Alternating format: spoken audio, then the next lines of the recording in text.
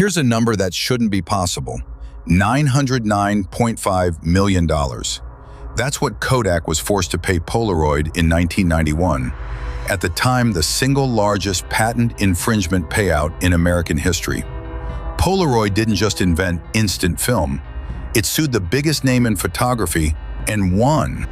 The year before it filed for bankruptcy, Polaroid still sold 13.1 million instant cameras, 13 million, and it collapsed anyway. Then, here's the part that makes no sense. It went bankrupt a second time, and that one had nothing to do with cameras, film, or digital at all. It had to do with a $3.65 billion Ponzi scheme. So how does the company that invented the instant photo die twice? To understand the fall, start in a lab in Cambridge, Massachusetts.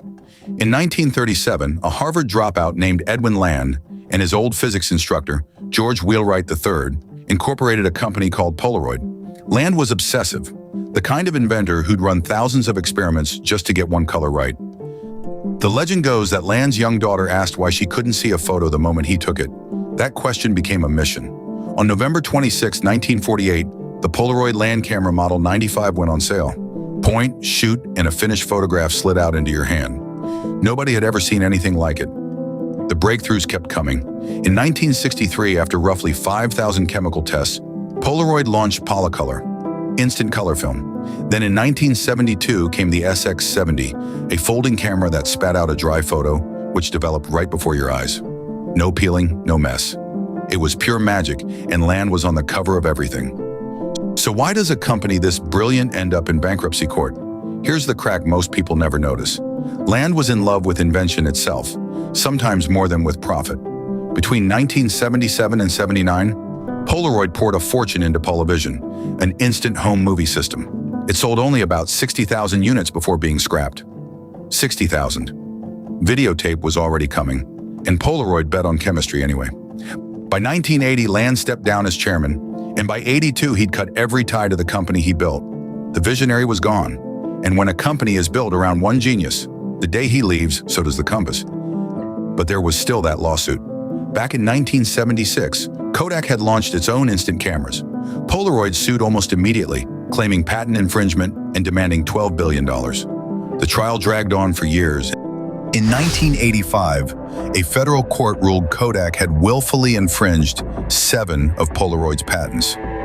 Kodak was thrown out of instant photography entirely.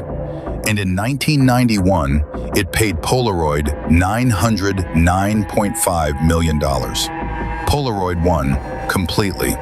Here's the cruel part. Digital photography didn't kill Polaroid in one shot. It just started the exposure. And once that picture begins to develop, you cannot stop it. Remember that question? How do you sell 13 million cameras and still go broke? This is how. Through the 1990s, 1-hour photo labs and then digital cameras ate Polaroid's entire reason to exist. Why wait for a print when the drugstore does it cheaper, or a screen shows it instantly and free? On October 12, 2001, Polaroid filed for Chapter 11 bankruptcy. The numbers tell the story. Polaroid listed about $1.81 billion in assets against $948 million in liabilities, staring down a $360 million loan deadline that November and $575 million owed to bondholders. It even sold its historic Cambridge headquarters for $10 million. One analyst called it a sad ending to a unique company. Honestly, this one was avoidable. Polaroid had the Kodak cash, the brand, and years of warning as digital crept in. The board watched the trend line bend and kept protecting film instead of building what came next. The math was right there. Then came the second act, and this is where it gets strange. In January 2005, a businessman named Tom Petters bought the Polaroid brand out of bankruptcy for $426 million. New owner, fresh start, right? Under Petters, Polaroid stopped manufacturing instant cameras in 2007 and quit selling its instant film after 2009. The thing that made Polaroid, gone. And then the second collapse hit, with nothing to do with photography. In late 2008, the FBI raided Petters' headquarters. His empire, Petters Group Worldwide, turned out to be a $3.65 billion Ponzi scheme. On December 18, 2008, Polaroid filed for Chapter 11 a second time, dragged under by fraud it had no part in.